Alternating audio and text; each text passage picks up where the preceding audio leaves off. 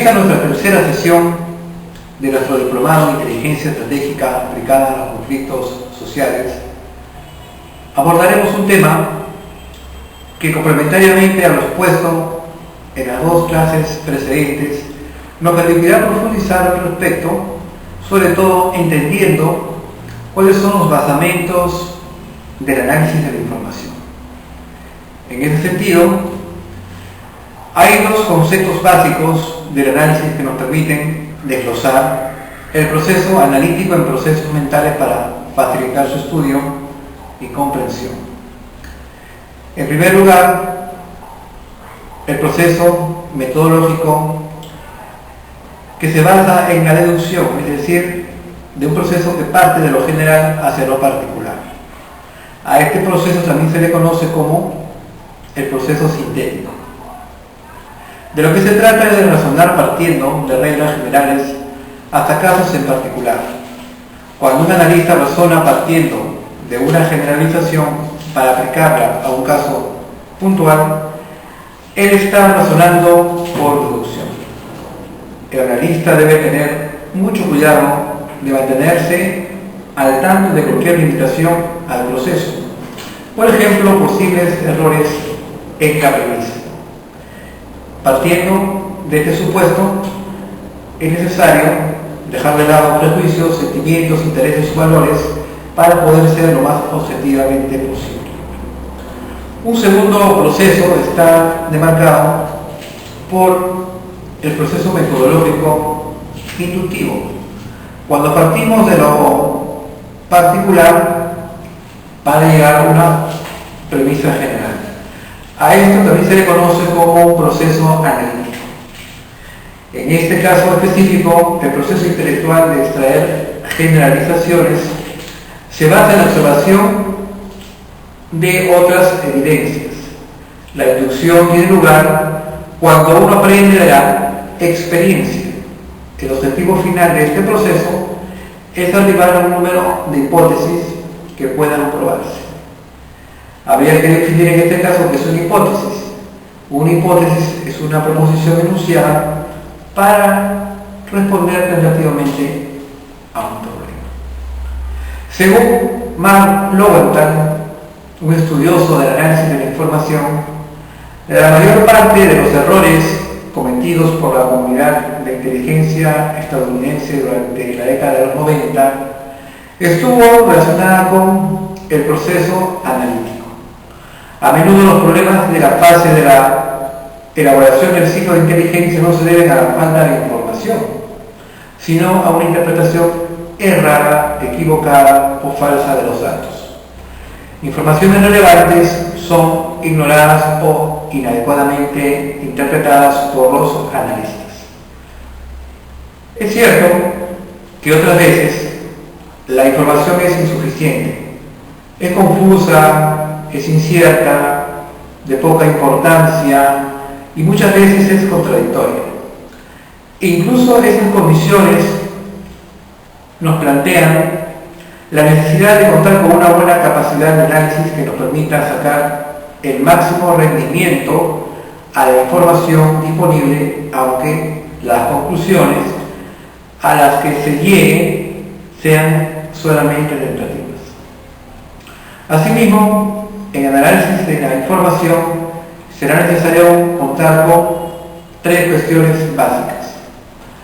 La primera se sujeta al hecho que la labor de análisis en materia de inteligencia, la metodología y los criterios aplicados no coinciden habitualmente con los empleados en la investigación científica. Esto conlleva que no se ha llegado a un grado de rigurosidad en las diferentes etapas o fases que deben seguirse dentro del proceso científico. El análisis de inteligencia, por otro lado, tiene mucho de intuición y sus conclusiones no requieren la misma rigidez empírica y metodológica de los trabajos científicos. A pesar de la ayuda que puedan prestar algunas técnicas y herramientas, estos resultados finales dependerán en mayor o menor medida del criterio y del buen juicio del analista. Como bien lo señala Rob Johnston. Por otro lado, Richard Ewart señala que la capacidad de análisis se mejora principalmente con la práctica. Pensar analíticamente es una destreza, es una habilidad, es una capacidad similar al bricolaje, al montaje, a la superposición o a conducir un coche. Se puede enseñar y se puede aprender, pero uno no se convierte en un buen analista por el simple hecho de asistir a una clase donde se explique cómo se analiza. Los analistas aprenden analizando, es decir, aprenden sobre la marcha, aprenden sobre la base de la experiencia, aprenden sobre la base del esfuerzo y la práctica continua, la cual nos permitirá alcanzar un grado de excelencia superior al simple talento natural. Es decir, dependerá mucho del entrenamiento, de la constancia, de la perseverancia y de la disciplina. Un tercer elemento básico que debemos considerar también es que junto al desarrollo de la capacidad analítica es preciso convertirse en un auténtico experto en la materia objeto de análisis, es decir, dedicar años de estudio con el fin de alcanzar un conocimiento profundo de lo que se analiza. Un país o región, un grupo terrorista o insurgente, una empresa, una comunidad, un determinado movimiento político, por poner algunos actores que juegan mucho en el ámbito de la seguridad. Complementariamente a lo expuesto, diremos que el analista de inteligencia conlleva a una serie de procesos de evaluación y transformación que requerirán una información bruta en descripciones, explicaciones y conclusiones destinadas a los consumidores o usuarios de inteligencia, como bien lo plantean Bruce Berkowitz y Alan Gutman. Por su peculiar naturaleza, el análisis de inteligencia escapa a fórmulas preestablecidas, es decir, no hay nada predeterminado. Se requiere ser flexible, adecuarse a los escenarios, a los contextos y a las coyunturas. Por ello mismo no es una actividad que pueda reducirse a la aplicación de métodos infalibles y rígidos. Esta afirmación puede resultar paradójica por el título del tema de análisis, sobre todo por la relevancia de la fase de elaboración dentro del ciclo de inteligencia, pero es una realidad que conviene asumir desde el principio. Como es sabido, la comunidad de inteligencia norteamericana divide el ciclo de inteligencia en 6 fases: planeamiento y dirección, obtención de datos, procesamiento, análisis y producción, difusión y posteriormente la evaluación, lo que también algunos conocen como el feedback o la retroalimentación. Por otro lado, el Centro Nacional de Inteligencia de España, llamado así en siglas CNI, establece que existirían 4 fases. ¿Cuáles son? La dirección, la obtención, la elaboración y la difusión, o también conocida como la difuminación. Con respecto a las fuentes de errores habituales en análisis de inteligencia, diremos que es necesario evitar ciertas trampas que nos hacen caer en sesgos comunes al procesar la información. ¿Cuáles son estas trampas a evitar? En primer lugar, los sesgos comunes al procesar la información. Llámense en este caso sesgos en la evaluación de las evidencias, que consiste en atribuir valor estadístico a las anécdotas, a lo singular, a lo particular, y no valorar la ausencia de evidencias. Por otro lado, dentro de estos sesgos también se considera a la excesiva confianza en la congruencia de una muestra reducida, que muchas veces no es representativa, al hecho que se obvia el carácter poco seguro de algunas informaciones, lo cual también tiene que someterse a una rigurosidad y a una comprobación, así como a dejarse influir por la impresión persistente de una evidencia desacreditada. Es decir, que una información cuya rigurosidad no está demostrada nos conlleva también a caer en ciertos sesgos en la evaluación. Un segundo nivel de sesgos lo constituyen los llamados sesgos a la percepción, de la relación causa-efecto. Es decir, ejemplos sobran al canto. ¿Cuáles son en este caso? Atribuir causalidad a aparentes coherencias, es decir, situaciones que no son congruentes, pero que muchas veces el analista, llevado por su carga valorativa, por su inexperiencia, le termina asignando ciertas singularidades de coherencia. Otro sesgo es imaginar una centralización inexistente cuando en la práctica esta centralización no existe. A su vez, otro lugar muy común es equiparar a la magnitud, en este caso, del efecto de la causa, lo cual conlleva también a ciertos malentendidos, a ciertas incongruencias que traerán como producto final una mala aprehensión y análisis de la información. Es necesario considerar también que entre los sesgos más frecuentes se constituyen aquellos que atribuyen mucha mayor importancia a las motivaciones internas que a las influencias externas. Y por otro lado, existe una correlación espuria, es decir, una correlación que no es real o sin sentido al momento de analizar las informaciones. Un tercer nivel de sesgos están demarcados por el hecho que estos se cometen al calcular probabilidades, las cuales son sin precedentes, es decir, son muchas veces improbables, y el analista tiende a anclarse en aquellas estimaciones iniciales y a partir de ahí frenar cualquier intento posterior para profundizar en sus análisis. Otra consideración es que muchas veces no se tiene en cuenta el carácter acumulativo de la improbabilidad. Situaciones que son improbables tienden a aglomerarse y en vez de facilitar o de hacer algo fluido y efectivo, termina por crear obstáculos al proceso de análisis. Un cuarto nivel de sesgo lo constituyen aquellos que están demarcados por la evaluación retrospectiva de los análisis de inteligencia. En ese sentido, el analista normalmente sobreestima la exactitud de sus análisis, es decir, hay una sobrevaloración. Pero también el lector o receptor de inteligencia, llámese también el usuario, piensa a veces que lo que lee es demasiado obvio o que ya lo sabía. Asimismo, el análisis y la evaluación de las causas tras un desastre tiende a examinar y a juzgar los informes de inteligencia previos a los hechos. Por ello, es necesario leer con más detalle en documentos junto a Introducción al análisis de inteligencia. Una segunda fuente de errores habituales en el análisis de inteligencia la constituyen los principios para mejorar el análisis. En primer término, generar hipótesis explicativas o predictivas.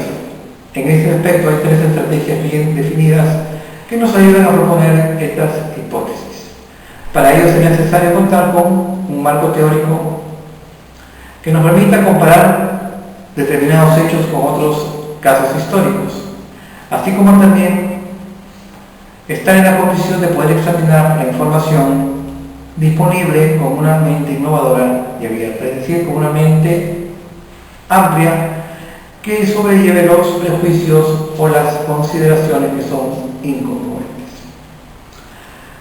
Por otro lado, es fundamental pensar con una mente abierta, lo que se conoce como una acción de open mind. Una de las principales fuentes de error consiste en aproximarse a los datos con un modelo mental cerrado, es decir, esquemático, dogmático, inflexible, que no sepa descubrir las señales que se esconden en el ruido informativo, despreciando indicios tácticos que no concuerdan con las ideas aceptadas, es decir, con lo comúnmente aceptado por parte del colectivo social, desde el nivel estratégico. Desde esta perspectiva, cabe pues decir que los problemas que ha de afrontar el analista suelen tener origen en primer término, la insuficiencia y o errores de la información disponible en gran medida responsabilidad de los órganos de detección. Segundo, del modelo mental que utiliza el analista para integrar aquella. En este caso, será necesario juzgar la responsabilidad de los propios analistas. Estas técnicas se basan a su vez en dos principios: cuestionar las ideas preestablecidas e incentivar la creatividad. Evaluar la sensibilidad de las conclusiones, identificar modelos alternativos o cursos de acción, pensar con la mente de otros actores, es decir, ponerse en el lugar del otro, tener empatía, pensar hacia atrás haciendo una concatenación de hechos, una visión hacia el pasado, pero también utilizando simulaciones, es decir, pruebas que nos van a permitir tabular las diferentes situaciones.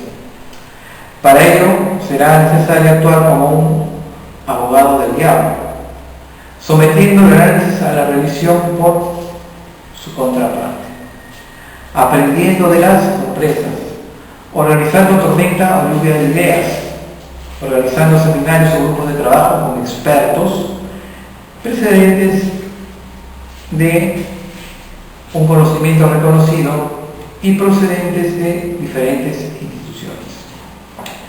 Para ello será imprescindible utilizar el método de competición de hipótesis.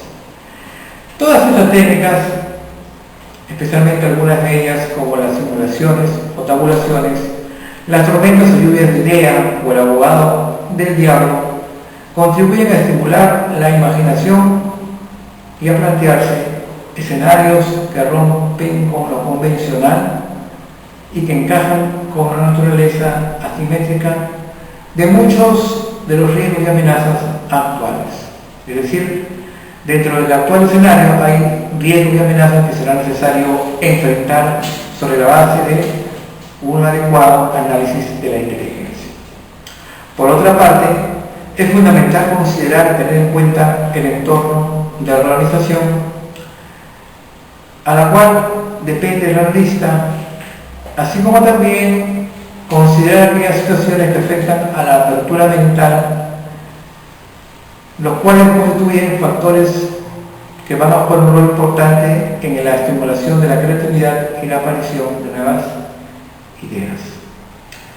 Todas estas ideas de manera general han sido planteadas por Richard Ewart en su libro reconocido y muy recomendable titulado Psychology of Intelligence Analysis, análisis de inteligencia del ámbito psicológico. Con respecto al ámbito del desarrollo de nuestra exposición del día de hoy, hablamos con respecto a la necesidad de definir claramente en qué consiste el análisis de información. Para eso será necesario e imprescindible considerar lo que se conoce como predecir y lo que se conoce como pronosticar. Etimológicamente la palabra predecir proviene del latín praedicere, que significa anunciar por revelación, ciencia o conjetura algo que ha de suceder. Mientras que la predicción, del latín predictio, es por un lado la acción y acción, efecto de predecir, como también palabras o conjunto de ellas que manifiestan aquello que se predice. Mientras que pronosticar, un vocablo también latino, proveniente de pronosticum, y del antiguo griego, nos va a explicar que esta consiste en la acción y efecto de pronosticar, es decir, de adelantarse a los hechos, así como también es una señal por donde se conjetura o adivina algo del futuro. Como bien señala Novales, echemos una mirada a las ciencias físicas, donde la palabra predicción se emplea ampliamente. Aquí se dice, por ejemplo, que el valor de una hipótesis nos permite predecir lo que ocurrirá. Tomemos el ejemplo más simple. Si llenamos parcialmente un vaso con agua y lo calentamos todo en su conjunto hasta una determinada temperatura que nos va a señalar las consideraciones de la presión dentro del vaso. No significa realmente que conocemos lo que puede esperarse. Esto significa que sabemos que siempre ocurrirá así, ya sea en el pasado, en el presente o en el futuro, puesto que ya es algo demostrable. Por lo tanto, este es el uso de la palabra predicción, cuando el futuro no está involucrado. La distancia en el futuro del experimento no agrega ninguna incertidumbre. Y señala el propio Nogales que en la producción de inteligencia las predicciones se refieren al futuro real de situaciones específicas, al considerar la probabilidad de la ocurrencia futura de los sucesos, que deben distinguir varias clases de situaciones extremas. Una de ellas en cuando el fracaso de un eslabón de la cadena hace imposible la ocurrencia del suceso. Por ejemplo, supongamos que reservamos habitaciones para la esposa, 3 niños en un determinado hotel de la playa. Durante la próxima estación veraniega y a partir del 1 de agosto se van a plantear también una serie de efectos colaterales. Ahora, la pregunta puntual es: ¿qué factores influyen en la iniciación de las vacaciones familiares para esta fecha? Por ejemplo, algún miembro puede estar enfermo para esta fecha, lo que obligará a suspender la partida. Algún otro puede morir antes de esa fecha. Podemos tener un ser accidente de automóvil durante el viaje que impida nuestra llegada para esa fecha. Como sabemos, hay muchos factores, muchos imponderables, muchas circunstancias que pueden terminar por hacer un cambio y vuelco total en nuestras apreciaciones iniciales. Con relación a la predicción como consecuencia del manejo adecuado de la información, diremos que todos los organismos de inteligencia tienen un vivo interés por analizar el futuro.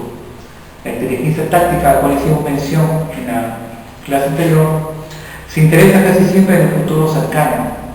La inteligencia estratégica, por otro lado, pone énfasis en periodos más amplios. Teniendo en cuenta los grandes cambios que pueden presentarse, el futuro se va a mostrar en diferentes campos de acción y de conveniencia, y es por ello que es necesario estar preparados para tales cambios. Justifica la creciente necesidad de incursionar más y más en la predicción del futuro. La predicción, en este sentido, se utiliza como una herramienta, como una llave para la interpretación dentro del ciclo de producción de inteligencia, así como los diferentes estudios de inteligencia, tales como apreciaciones, resúmenes, etc. Para ello será necesario contar con determinados métodos, como son en este caso específico el método de la causalidad, el método de la analogía, el método de la probabilidad, el método de la persistencia, el método de la trayectoria y el método del ciclo. Con respecto al método de la causalidad, diremos de manera puntual y específica que el principio de causalidad consiste en que todo hecho tiene más causas. El método consiste en encontrar cuáles son las causas o la causa del hecho para descubrir las tendencias y en base a ellas emitir una predicción. En el método de la causalidad se trata de encontrar los fundamentos de determinado hecho para poder enfrentar los diferentes escenarios de la realidad. En el método de la analogía, el principio consiste en que de situaciones similares se pueden inferir conclusiones semejantes. El método consiste en que se debe dar atención al estudio de aquello que ha sucedido en situaciones similares conocidas por el analista, de preferencia de hechos ocurridos recientemente. Es decir, los hechos tienden a ser recurrentes, ser repetitivos, y es así cuando se aplica el método de la analogía. Con respecto al método de la probabilidad, está basado en el principio en que a base de determinados hechos, situaciones o particularidades de los fenómenos, estos están relacionados con la repetitividad o su racionalidad, se puede predecir de acuerdo al grado de ocurrencia de un suceso. Con respecto al método de la persistencia, el principio de la persistencia consiste en que algunos fenómenos de la actividad humana se caracterizan por la escasa variación en el tiempo. El quinto método, el método de la trayectoria, por otro lado, incide en que ciertos fenómenos sometidos a cambios definidos se les puede considerar como parte de un ciclo riguroso y por ello se les puede encontrar sobre la base de su trayectoria. Y el sexto método, también llamado el método del ciclo, consiste en que el principio del ciclo se va a basar en ciertas actividades que pueden esperarse y que ocurrirán en forma cíclica. El método de predicción, que vamos a llamar predicción cíclica, se basa en parte en la suposición de que hasta cierto punto la historia se repite. Muchas gracias. Hasta aquí. Y quedamos prestos pues a nuestra próxima sesión, siempre con la misma confusión y el ánimo de poder escuchar vuestros comentarios, señalar cualquier inquietud o pregunta que pudieran formular. Quedamos pues prestos para nuestra cuarta sesión, siempre con el ánimo y la convicción de siempre. Hasta una próxima oportunidad.